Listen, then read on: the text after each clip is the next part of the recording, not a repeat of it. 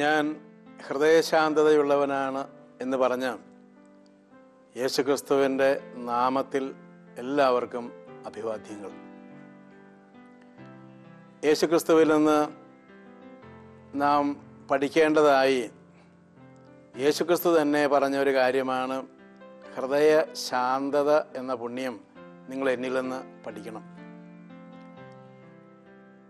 എളിമ എന്ന പുണ്യം ഇതുപോലെ തന്നെയാണ്. എന്നിട്ട് യേശുക്രിസ്തു പറഞ്ഞു, ഈ രണ്ട് ഗുണങ്ങൾ എന്നിൽ നിന്ന് പഠിച്ചാൽ നിങ്ങൾക്ക് ആശ്വാസം ലഭിക്കും. വിശുദ്ധ മത്തായിയുടെ സുവിശേഷം 11:29.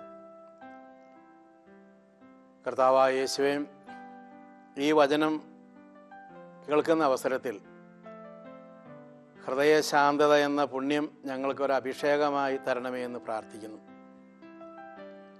ശാന്തത വഴി അങ്ങ് വാഗ്ദാനം ചെയ്തിട്ടുള്ള കൃപകൾ ഞങ്ങളുടെ വ്യക്തി ജീവിതത്തിലും കുടുംബത്തിലും സമൂഹത്തിലും ഉണ്ടാകുവാൻ പരിശുദ്ധാത്മാവിനാൽ അങ്ങ് ഞങ്ങളെ സഹായിക്കണമേ.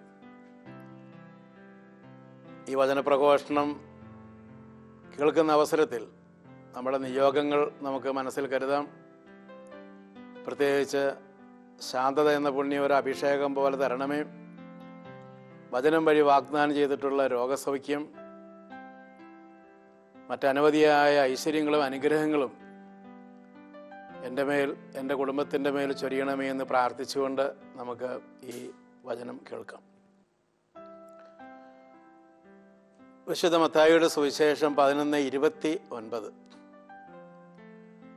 യേശുക്രിസ്തു തൻ്റെ കേൾവിക്കാരോട് പറയുകയാണ്, നിങ്ങൾ ജീവിതത്തിൽ ആശ്വാസം ആഗ്രഹിക്കുന്ന ആളുകളാണെങ്കിൽ എന്നിൽ നിന്ന് ഹൃദയശാന്തത എന്ന പുണ്യം നിങ്ങൾ പഠിക്കണം.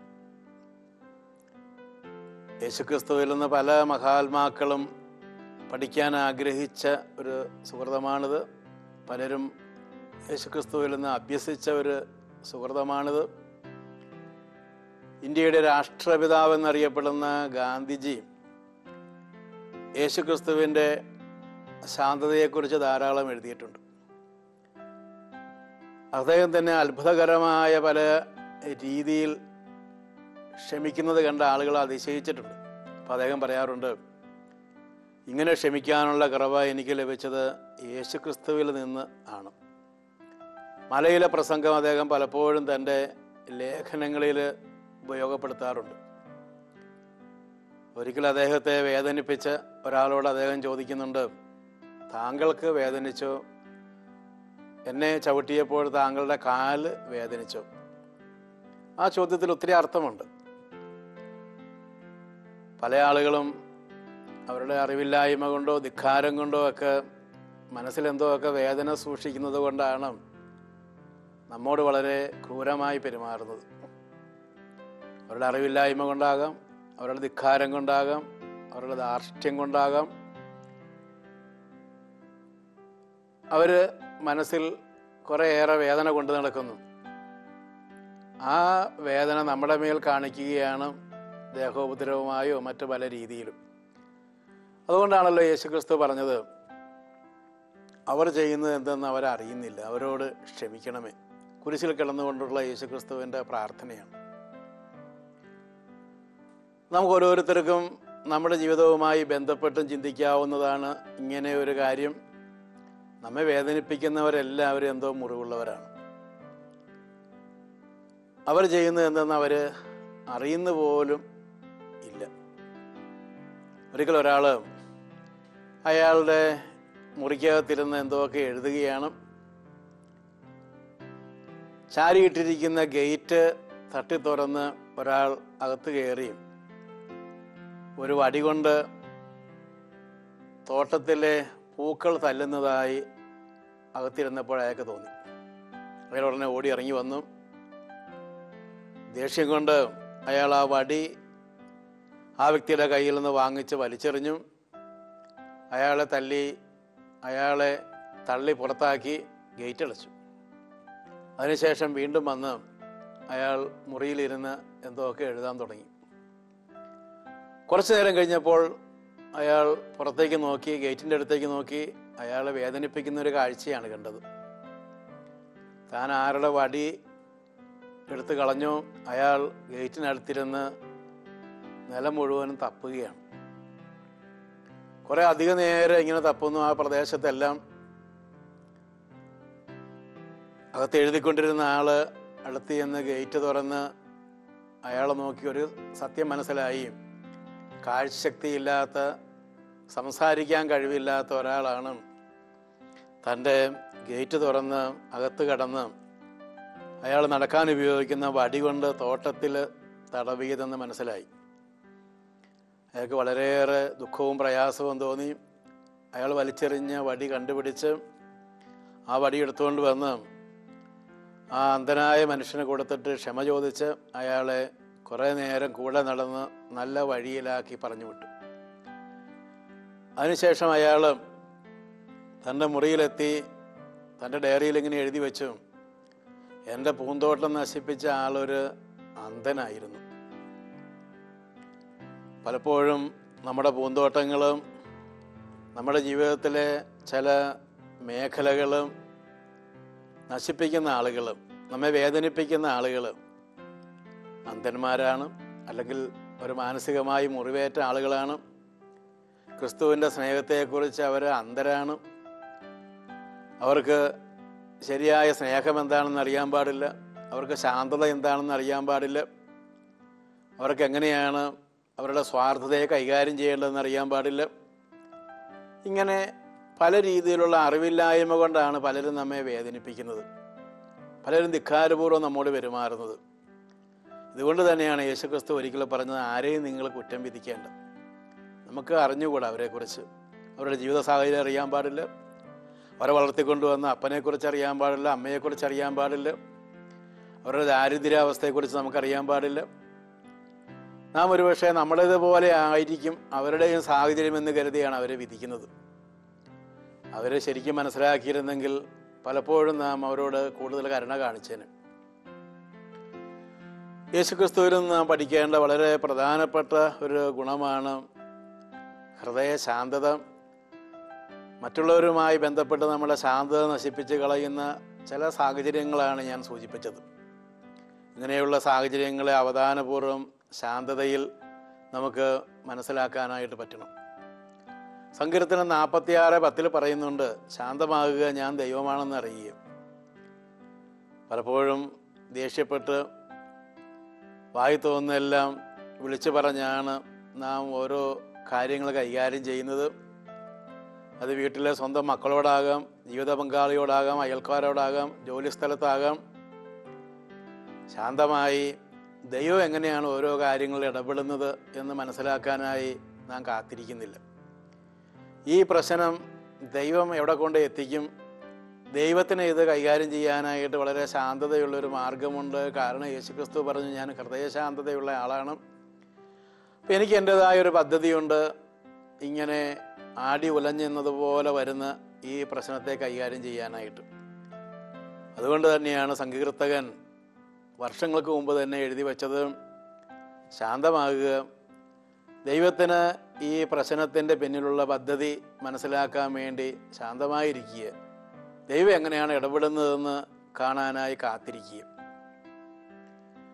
യാക്കോബിൻ്റെ ലേഖനം 1-ാം അധ്യായം 19-ാം വാക്യത്തിൽ നാം വായിക്കുന്നുണ്ട്, നിയന്ത്രണം വിട്ടുള്ള കോപം, സംസാരം, ഇതുകൊണ്ടൊന്നും യാതൊരു മെച്ചവുമില്ല. കോപിക്കാനായിട്ട് നിങ്ങൾ മന്ദഗതിക്കാരായിരിക്കുക എന്നവിടെ പറയുകയാണ്. മനുഷ്യൻ്റെ കോപം കൊണ്ട് കാര്യമായ മെച്ചമൊന്നും ഉണ്ടാകുന്നില്ല, ദൈവനീതിയും ലഭിക്കാനായിട്ട് അത് സഹായിക്കുന്നില്ല എന്ന് യാക്കോബിൻ്റെ ലേഖനത്തിൽ സൂചിപ്പിക്കുന്നു. അതുപോലെ തന്നെ പൗലോസ്ലീഹ എഫേസൂസുകാർക്ക് എഴുതിയ ലേഖനം 4-ാം അധ്യായത്തിൽ പറയുന്നുണ്ട്, കോപം അങ്ങനെ നീട്ടിക്കൊണ്ട് പോകരുത്. അത് സൂര്യൻ അസ്തമിക്കുന്നത് വരെ നീട്ടിക്കൊണ്ടു പോയാൽ നിങ്ങൾ സാത്താൻ ഇടം കൊടുക്കുകയാണ് ചെയ്യുന്നത്. അതുകൊണ്ട് അന്നേ ദിവസം തന്നെ, അതിൻ്റെ അർത്ഥം നമുക്കറിയാം, വളരെ പെട്ടെന്ന്, എത്ര പെട്ടെന്നാകാമോ അത്രയും പെട്ടെന്ന് നമുക്ക് പ്രയാസമുണ്ടായ വ്യക്തിയോട്, നാം പ്രയാസപ്പെടുത്തിയ വ്യക്തിയോട് രമ്യതപ്പെടാനായി ശ്രമിക്കണം. അല്ലെങ്കിൽ എന്താണ് സംഭവിക്കുന്നതെന്ന് പറയുന്നുണ്ട്, നിങ്ങൾ സാത്താന് ഇടം കൊടുക്കുകയാണ് ചെയ്യുന്നത്. നമ്മുടെ മനസ്സറിയാണ്ട് തന്നെ വിഷാദം കൊണ്ട് നിറയും, ദേഷ്യം കൊണ്ട് നിറയും, പക കൊണ്ട് നിറയും, ആവശ്യമില്ലാത്ത തീരുമാനങ്ങളിലേക്കെല്ലാം പോകും. നേരെ ചൊവ്വേ ഒന്നും കാണാനായിട്ട് പറ്റുകയില്ല. നമ്മുടെ തലച്ചോറ് പ്രവർത്തിക്കുന്നതിനേക്കാൾ പെട്ടെന്നും വേഗത്തിലും നാവ് പ്രവർത്തിക്കുന്നതിനെയാണ് ദേഷ്യമെന്ന് പലപ്പോഴും നിർവചിക്കുക. ഇങ്ങനെ ശാന്തതയ്ക്ക് പ്രാധാന്യം കൊടുക്കാതെ മനഃപൂർവ്വമായ വിദ്വേഷത്തിലും വെറുപ്പിലുമൊക്കെ നീട്ടിക്കൊണ്ടു പോകുന്ന ആളുകൾ സാത്താൻ അവസരം കൊടുക്കുന്നു എന്നത് ചിലപ്പോഴെങ്കിലും എൻ്റെ ജീവിതത്തിൽ എനിക്ക് മറ്റുള്ളവരുമായി സംസാരിക്കുമ്പോൾ തോന്നിയിട്ടുണ്ട്. കുറേയേറെ വർഷങ്ങൾക്ക് മുമ്പ് സുരേഷ് എന്ന പേരായ ഒരു ചെറുപ്പക്കാരൻ, അതൊരു ഭാവന പേരായി കണക്കാക്കിയാൽ മതി, എൻ്റെ അടുത്ത് വന്ന് പറഞ്ഞു, ഞാനിപ്പോൾ കുറച്ച് നാളായി വചനം വായിച്ച് ചില നല്ല കാര്യങ്ങളൊക്കെ ചെയ്യാനായി ശ്രമിക്കുന്നുണ്ട്, പ്രാർത്ഥനാ യോഗത്തിന് വേണ്ടി ഇടയ്ക്കൊക്കെ പോകുന്നുണ്ട്. ഇങ്ങനെ ചില നല്ല കാര്യങ്ങൾ എന്നെക്കൊണ്ട് പറ്റാവുന്നത് പോലെ വചനവുമായി ബന്ധപ്പെട്ട് ദേവാലയത്തിലും അതുപോലെ തന്നെ പ്രാർത്ഥനാ ഗ്രൂപ്പിലൊക്കെ ചെയ്യുന്നുണ്ട്. കുറേ സമയം അതിനു വേണ്ടി ഞാൻ മാറ്റി വച്ചിട്ടുണ്ട്. പക്ഷേ വീട്ടിലെ കാര്യത്തിനൊന്നും ഞാനൊരു പോരായ്മ വരുത്തിയിട്ടില്ല. എന്നാൽ ഞാനിപ്പോൾ വലിയൊരു പ്രശ്നത്തിലാണ്. ഞാൻ ഇന്ന് മുതൽ ഇങ്ങനെ വചനം വായിച്ച് ചില നല്ല കാര്യങ്ങൾ ചെയ്യാൻ തുടങ്ങിയോ അന്ന് മുതൽ എൻ്റെ ഭാര്യയ്ക്ക് ഭയങ്കര ദേഷ്യം. തൊട്ടതിനും പിടിച്ചതിനും എല്ലാം അവൾക്ക് ദേഷ്യമാണ്. അവൾക്ക് എന്നെ അംഗീകരിക്കാൻ പറ്റുന്നില്ല, ഞാൻ വീട്ടുകാരിയൊന്നും ശ്രദ്ധിക്കുന്നില്ലെന്ന് അവൾ പരാതി പറയുന്നു. എല്ലാ കാര്യത്തിനും എൻ്റെ കുറ്റം പറയുകയാണ്. കുട്ടികളോടും ഏതാണ്ട് അങ്ങനെ തന്നെയാണ്. അവളുടെ മനസ്സ് മുഴുവനും ദേഷ്യം നിറഞ്ഞിരിക്കുകയാണ്, എന്തോ പ്രത്യേകമായൊരു വെറുപ്പ്. എന്നാൽ എൻ്റെ ഭാര്യ വളരെ നല്ലൊരു സ്ത്രീയാണ്, വീട്ടുകാര്യം നോക്കുന്നവൾ, അധ്വാന ശീലമുള്ളവൾ, എന്നോട് വളരെ ബഹുമാനവും സ്നേഹമുള്ള ഭാര്യയാണ്. പെട്ടെന്നാണ് അവളുടെ ഇങ്ങനെ ഒരു മാറ്റം വന്നിരിക്കുന്നത്. അതുകൊണ്ട് എനിക്ക് വേണ്ടി പ്രാർത്ഥിക്കണമെന്നാണ് സുരേഷ് എന്നോട് പറഞ്ഞത്. ഞാൻ ഫോണിലൂടെ സുരേഷിനോട് കുറച്ചു നേരം സംസാരിച്ചിട്ട് ഇങ്ങനെ പറഞ്ഞു, സുരേഷ് ഒരു കാര്യം ചെയ്യുക, രാത്രിയിൽ ഉറങ്ങുന്നതിന് മുമ്പ് കുറേ പ്രാവശ്യം സംഖ്യ സുരേഷിന് തന്നെ തീരുമാനിക്കാം, 5 10 അങ്ങനെ ഏതെങ്കിലും ഒരു സംഖ്യ മനസ്സിൽ കണക്കാക്കി ഒരു നേർച്ച പോലെ നേർന്ന് അങ്ങനെ സംഖ്യകൾ മനസ്സിൽ കണക്കാക്കുന്നത് അത് ചെല്ലാനുള്ളൊരു പ്രേരണയായി മാറും. ദിവസവും സമയമെല്ലാം കണക്കാക്കുന്നത് ചില നല്ല കാര്യങ്ങൾ ചെയ്യാൻ നമ്മെ സഹായിക്കും. അതുകൊണ്ട് ഒരു നേർച്ച പോലെ നേർന്ന് കുറേ ദിവസത്തേക്ക് വിശ്വാസ പ്രമാണം ചെല്ലുക. ഉദാഹരണത്തിന് എല്ലാ ദിവസവും ഒരു 9 പ്രാവശ്യം രാത്രി ഉറങ്ങുന്നതിന് മുമ്പ് ഒരു 9 ദിവസത്തേക്ക് വിശ്വാസ പ്രമാണം ചെല്ലുക.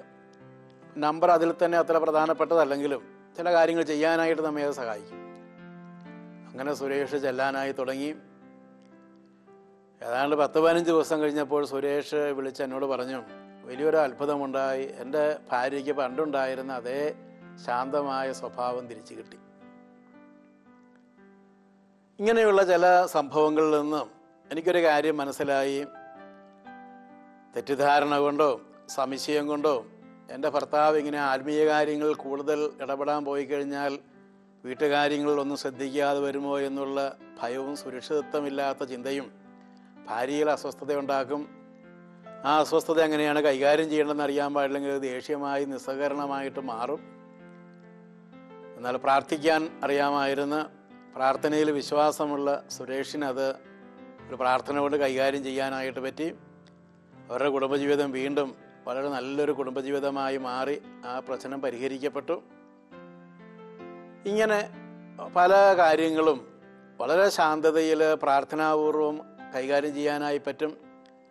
മനഃപൂർവമായ അശ്രദ്ധ ഭർത്താവിൻ്റെ ഭാഗത്തോ ഭാര്യയുടെ ഭാഗത്തോ വന്നിട്ടില്ലെങ്കിൽ കുടുംബാംഗങ്ങൾക്കുണ്ടാകുന്ന ദേഷ്യവും മറ്റുമെല്ലാം പ്രാർത്ഥന കൊണ്ട് പരിഹരിക്കാനായിട്ട് പറ്റും.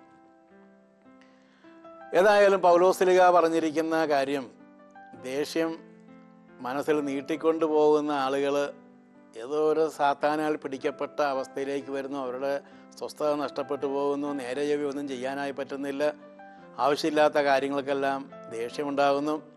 അവർക്ക് തന്നെ അത് തിരിച്ചറിയാനായിട്ട് ഒരുപക്ഷെ പറ്റിയെന്ന് വരികയില്ല. അപ്പോൾ കുടുംബത്തിലുള്ള മറ്റാളുകൾ പ്രാർത്ഥന വഴി അവരെ സഹായിക്കുന്നത് നല്ലതാണ്. പൈശാചിക ശക്തിയിൽ നിന്നുള്ളൊരു വിമോചന പ്രാർത്ഥനയായി പലപ്പോഴും ഫലം തരാറുണ്ട് എന്ന് എൻ്റെ കഴിഞ്ഞകാല ധ്യാന അനുഭവത്തിൽ നിന്നും എനിക്ക് മനസ്സിലാക്കാനായിട്ട് സാധിച്ചിട്ടുണ്ട്. ശാന്തതയില്ലാത്ത പെരുമാറ്റം എന്തുമാത്രം അപകടമാണ് ചെയ്യുന്നതെന്നും ഞാൻ എൻ്റെ 10ാമത്തെ വയസ്സിൽ മനസ്സിലാക്കുന്നുണ്ട്. 10 വയസ്സുള്ളപ്പോൾ ഒരു സന്ധ്യാനേരത്ത് ഞാനൊരു അങ്ങാടിയിൽ പോകാനായിട്ട് ഇടയായി തീർന്നു. ആ അങ്ങാടിയുടെ മെയിൻ റോഡിൻ്റെ സൈഡിൽ ഒരു ഹോട്ടലുണ്ട്, ഒരു നാടൻ ഹോട്ടൽ. ആ ഹോട്ടലിൻ്റെ മുമ്പിലും ഹോട്ടലിനകത്തുമെല്ലാം ചോറ്, ഇറച്ചിക്കറി, മീൻകറി, മോരുകറി, അച്ചാറ് ഒക്കെ ഇങ്ങനെ വിതറിയിട്ടിരിക്കുകയാണ്. കുറേയേറെ ആളുകൾ അവിടെ കൂടിയിട്ടുണ്ട്. ക്രമേണ എനിക്ക് കാര്യം മനസ്സിലായി. അവിടുത്തെ ഗൃഹനാഥൻ സന്ധ്യാനേരത്ത് വീട്ടിൽ മദ്യപിച്ച് ബോധമില്ലാതെ വന്നു. ഭാര്യയും മക്കളും ചേർന്ന് ഹോട്ടലിൽ വിളമ്പാനായി വെച്ചിരുന്ന ആഹാര പദാർത്ഥങ്ങൾ അയാളെന്തോ ചെറിയ കാര്യം പറഞ്ഞ് ദേഷ്യപ്പെട്ട് വഴക്കുണ്ടാക്കി എല്ലാം തല്ലിപ്പൊട്ടിച്ച് റോട്ടിലും അതുപോലെ തന്നെ ആ ചായക്കടയിലും വെതറിയിരിക്കുകയാണ്. ഞാൻ കുറച്ചു നേരം അത് കണ്ട് ആൾക്കാർ പറയുന്നത് കേട്ട് ഞാൻ അല്പം അകലെയുള്ള വേറൊരു കടയിലേക്ക് പോയി അവിടെ നിന്ന് തിരിച്ചു വരുമ്പോൾ ഞാൻ വേറൊരു കാഴ്ച കണ്ടു. ആ ഹോട്ടലിനോട് ചേർന്നുള്ള അകത്ത് മുറ്റത്തോട് ചേർന്നുള്ള ഒരു കപ്പളത്തേൽ അവിടുത്തെ ഗൃഹനാഥനെ കെട്ടിയിട്ടിരിക്കുകയാണ്. കുട്ടികൾ, മക്കൾ സഹിക്കാൻ പറ്റാതെ മദ്യപിച്ച് വന്ന് വീട്ടിൽ ബഹളമുണ്ടാക്കുന്ന, അവരുടെ ഏക വരുമാന മാർഗമായ ഹോട്ടലിലെ കച്ചവടം പോലും നടത്താൻ പറ്റാത്ത രീതിയിൽ പ്രശ്നമുണ്ടാക്കിയ ആ ഗൃഹനാഥനെ ഒരു കപ്പളത്തിൽ കെട്ടിയിട്ടിരിക്കുന്ന കാഴ്ച. മദ്യപാനം വഴി ഉണ്ടാകുന്ന വിപത്തുകൾ, അതുവഴി ഉണ്ടാകുന്ന ദേഷ്യം, വിവരമില്ലായ്മ, കുടുംബത്തെ തന്നെ നശിപ്പിക്കുന്നത്, ചെയ്തുകൊണ്ടിരിക്കുന്ന തൊഴിൽ ശരിക്ക് ചെയ്യാൻ പറ്റാതെ വരുന്നത്, ഇങ്ങനെ ആകെ ബഹളത്തിൻ്റെ ഒരു സ്ഥലമായിട്ട് വീട് മാറുന്നു. എൻ്റെ 10ാമത്തെ വയസ്സിൽ ഞാൻ കണ്ട ഈ കാര്യം പലപ്പോഴും എൻ്റെ മനസ്സിൽ വരാറുണ്ട്. മദ്യത്തിൻ്റെ വിപത്തിനെക്കുറിച്ച് ചിന്തിക്കാൻ, അതുവഴി ഉണ്ടാകുന്ന മറ്റു വിപത്തുകൾ, ശാന്തത നഷ്ടപ്പെട്ടു പോകുന്നത്, വഴക്കിലേക്ക് വരുന്നത്, ബഹുമാനിക്കേണ്ടവരെ ബഹുമാനിക്കാൻ പറ്റാത്ത രീതിയിലുള്ള അവസ്ഥ വീട്ടിൽ ഗൃഹനാഥന്മാരും മറ്റും ഉണ്ടാക്കുന്ന കാര്യം, ഇങ്ങനെ വളരെ ദുഃഖകരമായ ചില സാഹചര്യങ്ങൾ. യേശുക്രിസ്തുവിൽ നിന്നും നാം എല്ലാവരും പഠിക്കേണ്ട വലിയൊരു കാര്യമാണ് ശാന്തത എന്നത്. ഇത് പഠിക്കാനായി പറ്റുമെന്നാണ് യേശുക്രിസ്തു പറയുന്നത്. നിങ്ങൾക്കിത് അഭ്യസിക്കാനായിട്ട് പറ്റും. നാം അഭ്യസിക്കേണ്ട ഒരു കാര്യമാണ്.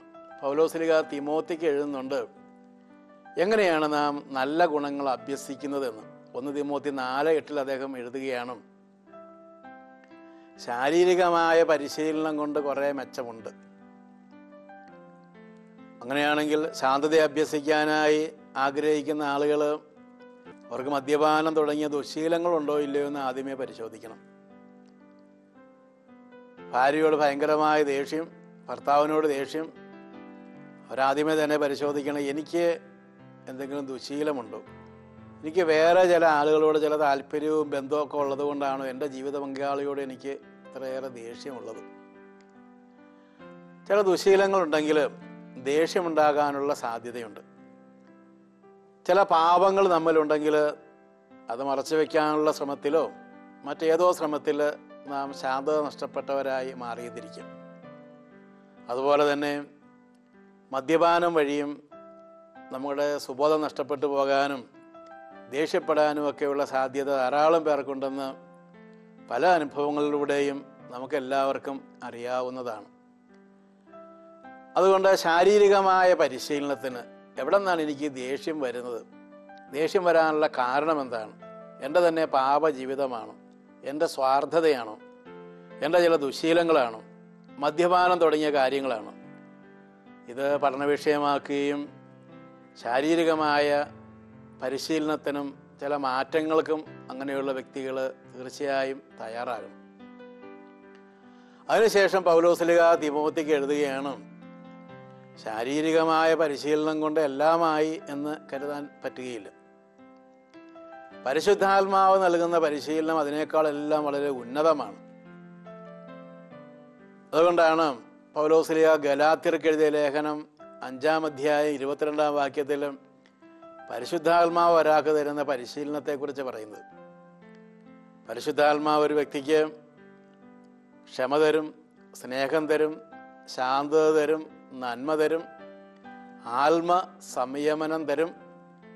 ഇങ്ങനെ പരിശുദ്ധാത്മാവിൻ്റെ വിദ്യാലയത്തിൽ നിന്ന് നമുക്ക് നല്ല നല്ല ഫലങ്ങൾ പഠിക്കാനും ജീവിതത്തിൽ പ്രാവർത്തികമാക്കാനും ജീവിതത്തിൽ അനുഭവിക്കാനും സാധിക്കും. ശാരീരികമായ പരിശീലനം വളരെ പ്രധാനപ്പെട്ട കാര്യമാണ്. അതിനേക്കാൾ പ്രധാനപ്പെട്ട കാര്യമാണ് പരിശുദ്ധാത്മാവ് തരുന്ന പരിശീലനം. പരിശുദ്ധാത്മാവ് കൊണ്ട് നിറയാനായി അനുദിനം പ്രാർത്ഥിക്കുന്ന ഒരു ശീലം പല ക്രിസ്ത്യാനികൾക്കുമുണ്ട്. അങ്ങനെ പ്രാർത്ഥിക്കുന്ന അവസരത്തിൽ ഹൃദയശാന്തത എളിമയുള്ള ഈശോയെ എൻ്റെ ഹൃദയം അങ്ങയുടെ ഹൃദയം പോലെ ആക്കണമേ എന്ന് പ്രാർത്ഥിക്കാനായി പറ്റും.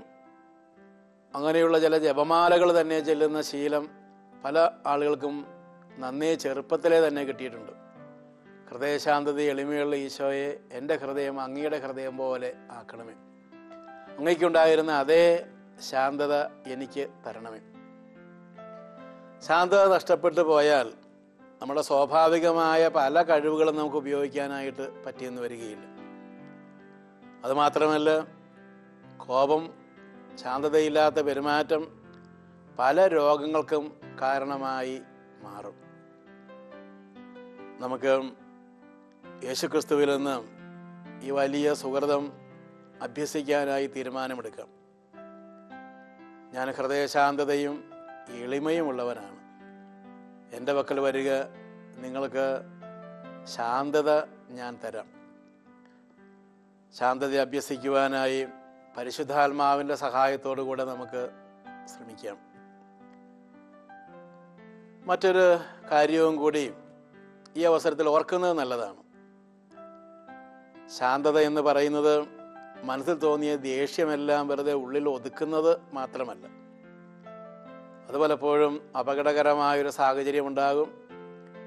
മനസ്സിൽ ഒതുക്കുന്നതിന് പകരമായിട്ട് അവ ദൈവസന്നിധിയിൽ കൊണ്ടുവന്ന് എങ്ങനെ എനിക്കത് പരിഹരിക്കാനായിട്ട് പറ്റും, എനിക്ക് ദേഷ്യമുണ്ടാക്കിയ ഈ സാഹചര്യത്തെ ഏത് രീതിയിൽ എനിക്ക് ശാന്തമായി കാണാനായി പറ്റുമെന്ന് ചിന്തിച്ച് വളരെ ശാന്തതയിൽ അങ്ങനെയുള്ള പ്രശ്നങ്ങൾ മനസ്സിലേക്ക് കൊണ്ടുവന്ന് ക്ഷമിക്കേണ്ടവരോട് ക്ഷമിച്ച് അത് കൈകാര്യം ചെയ്യുന്നത് നല്ലതാണ്. അടിച്ചമർത്തുക, അങ്ങനെ ഒരു ശാന്തത ഉണ്ടാക്കുക, ആ രീതിയിൽ മനസ്സിലാക്കി കഴിഞ്ഞാൽ അതും പല രീതിയിലുള്ള ബുദ്ധിമുട്ടിനും പ്രയാസത്തിനും കാരണമായി മാറും. നമുക്ക് പരിശുദ്ധാത്മാവിൻ്റെ സഹായത്തിനായി യേശുനാമത്തിൽ പിതാവായ ദൈവത്തോട് പ്രാർത്ഥിക്കാം. പിതാവായ ദൈവമേ, പരിശുദ്ധാത്മാവിനെ എൻ്റെ മേലയച്ച് എനിക്ക് ശാന്തത എന്ന സുഹൃതം ഒരു അഭിഷേകമായി തരണമേ. അങ്ങനെ മറ്റുള്ളവരോട് ശാന്തമായി പെരുമാറാനും എൻ്റെ ചുറ്റുപാടുമുള്ള ആളുകൾക്ക് എൻ്റെ ജീവിതം വഴി അനുഗ്രഹവും ശാന്തതയും ലഭിക്കാനും ഇടയാകട്ടെ. ഇതിനായി ഈശോയെ അങ്ങ് എന്നെ അനുഗ്രഹിക്കണമേ.